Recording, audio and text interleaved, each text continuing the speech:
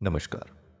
आज का विषय बहुत रहस्यमयी है, बहुत आकर्षक भी है, लेकिन कुछ लोगों को डरावना भी लग सकता है क्योंकि शायद आज की वीडियो पर जो मैं बात करने वाला हूँ, वो शायद लोगों को अपने जीवन में महसूस होता हुआ दिखाई दे।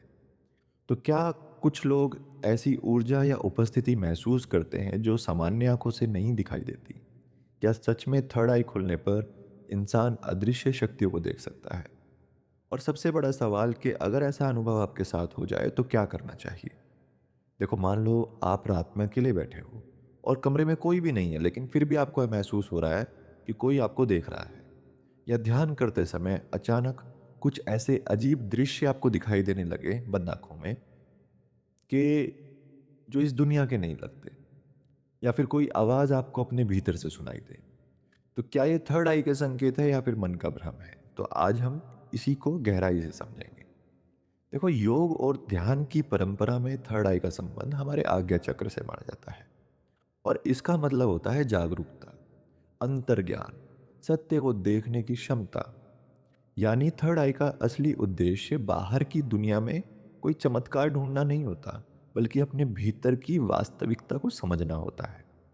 लेकिन आज पता है क्या हो रहा है? सोशल मीडिया पर, फ़िल्मों में, किसी भी तरह की किताबों में इस तरह से दिखाया और बताया जाता है जैसे थर्ड आई खुलते ही इंसान पता नहीं कितना बड़ा सुपरमैन बन गया। और यहीं से भ्रम शुरू होता है। देखो, इस प्रश्न को समझने के लिए हमें बहुत बैलेंस्ड अपना विज़न रखना होगा। मानव जो है ना, वो बहुत शक्तिशाली है, उसका मन भी बहुत शक्तिशाली है। कभी-कभी वो कल्पना को वास्तविकता जैसा महसूस करने लगता है। विशेष रूप से जब कोई भी व्यक्ति गहरे ध्यान में हो या एक ऐसी अवस्था आती है ना, जहाँ पे ना तो आदमी सो रहा होता है, ना जाग रहा होता है, उसके बीच की एक स्टेट आती है। सपने भी देखना वहीं उसी स्टेट में आते हैं ज़्यादातर इंसान को।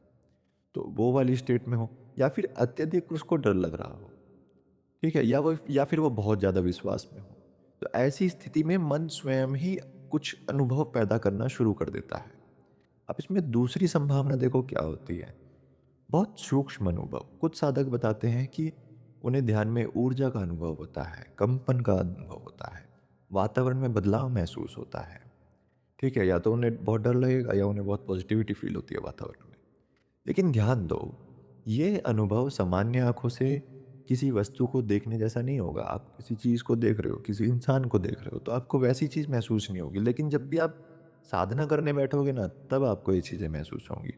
तो ये बहुत सूक्ष्म होते हैं, बहुत आंतरिक अनुभव होते हैं, जिसे शब्दों में समझाना सभी के लिए मुश्किल है, मेरे लिए भी मुश्किल है। लेकिन जितना हो पाएगा मैं इस वीडियो में कोशिश करूँगा। कई साधकों को ध्यान में प्रकाश, गहरी शांति, आनंद का अनुभव होता है। ये सामान्यतः स्वस्थ संकेत माने जाते हैं। लेकिन कुछ लोग बहुत अजीब-अजीब आकृतियाँ देखते हैं, आवाज़ें सुनते हैं, किसी के होने का अनुभव भी बताते हैं। तो यहाँ पर सावधानी बहुत ज़रूरी है।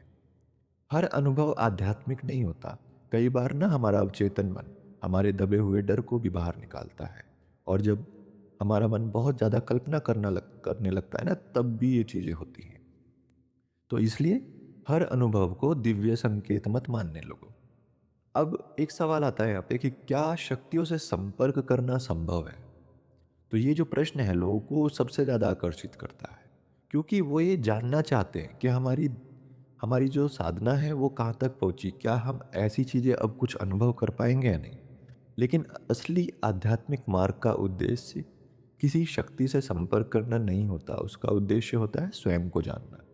भगवान बुद्ध ने भी कहा था कि अलौकिक शक्तियों के पीछे भागना साधक को मार्ग से भटका सकता है।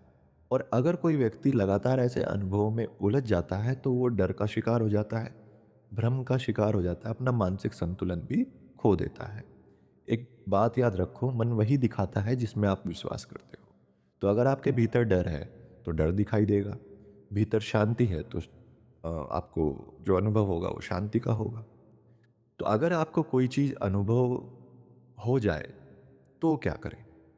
और यहीं सबसे ज़्यादा लोग गलती करते हैं। मान लो ध्यान में कोई आपको परछाई दिखाई दी, कोई आकृति दिखाई दी, किसी की उपस्थिति महसूस हुई, तो सामान्यतः 2 प्रतिक्रियाएँ होती हैं, या तो डर लगेगा या आपको बहुत एक्साइटमेंट होगी। और एक्साइटमेंट भी कैसी होगी कि मेरी तीसरी आँख खुल गई, मेरी थर्ड आई खुल गई। लेकिन दोनों ही खतरनाक हैं। मैं आपको बता रहा हूँ बिल्कुल सही तरीका। ना तो डरो, ना ज़्यादा उत्साहित हो जाओ। सिर्फ़ ऑब्ज़र्व करो। एक सच्चा साधक हर अनुभव को टेम्परेरी मानता है। वो उसे परमानेंट नहीं मानता। वो ये जानता है कि मन के पर्दे पर इस तरह के दृश्य आते रहते हैं। तो वह उनमें खोता नहीं है, उनसे एक्साइटेड नहीं होता, उनसे डरता नहीं है। वो बस ऑब्ज़र्व करता है। सिर्फ़ उसका साक्षी बना रहता है। तो कैसे पहचानोगे कि आपका आध्यात्मिक अनुभव है या फिर आपका कोई मानसिक भ्रम है? ठीक है?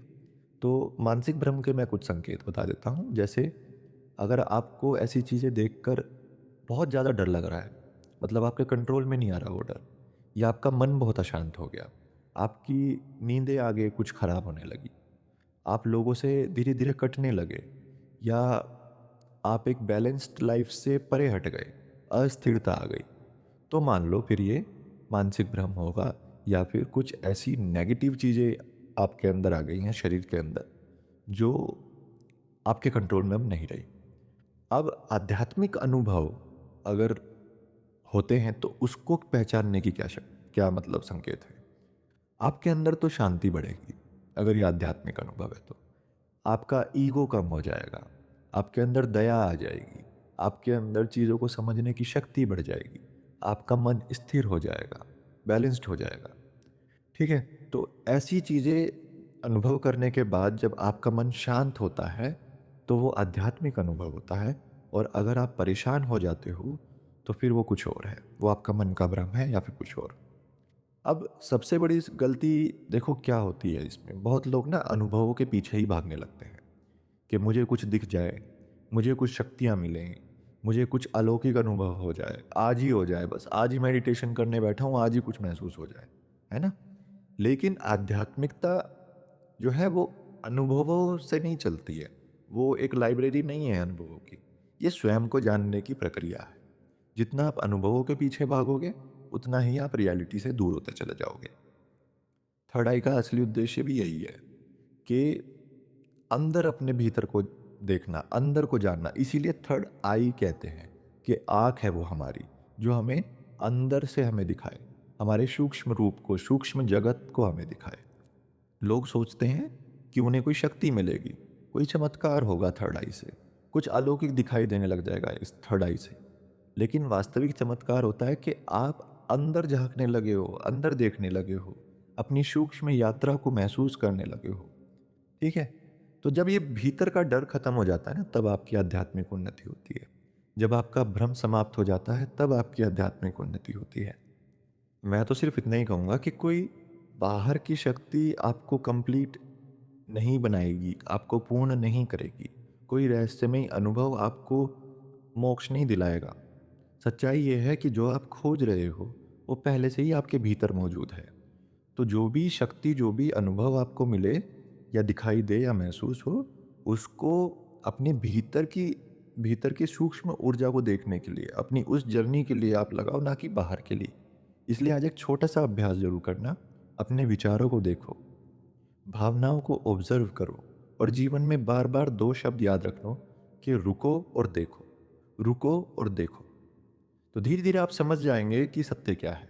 अगर आपको देखो आगे बढ़ना है ना, तो बाहर की चीज़ों की तरफ नहीं देखना है, अपने अंदर की चीज़ों की तरफ देखना है कि मैं कितना आगे बढ़ रहा हूँ, मैं कितना ऑब्ज़र्व कर रहा हूँ, मैं क्या अनुभव कर रहा हूँ, उस अनुभव में मेरी प्रगति हुई है या मैं पीछे की तरफ गया हूँ। ये चीज़ें ऑब्ज़र्व करने की होती हैं, ठीक है? तो अगर आज आपको ये वीडियो अच्छी लगी तो चैनल को ज़रूर सब्सक्राइब करना, और कुछ विषय मैं आगे भी लेके आऊँगा, साधकों के लिए, मेडिटेशन वालों के लिए, कुंडलिनी से रिलेटेड, साधन से रिलेटेड, और हो सकता है कुछ पैरानॉर्मल चीज़ों को भी लेके मैं आऊँ।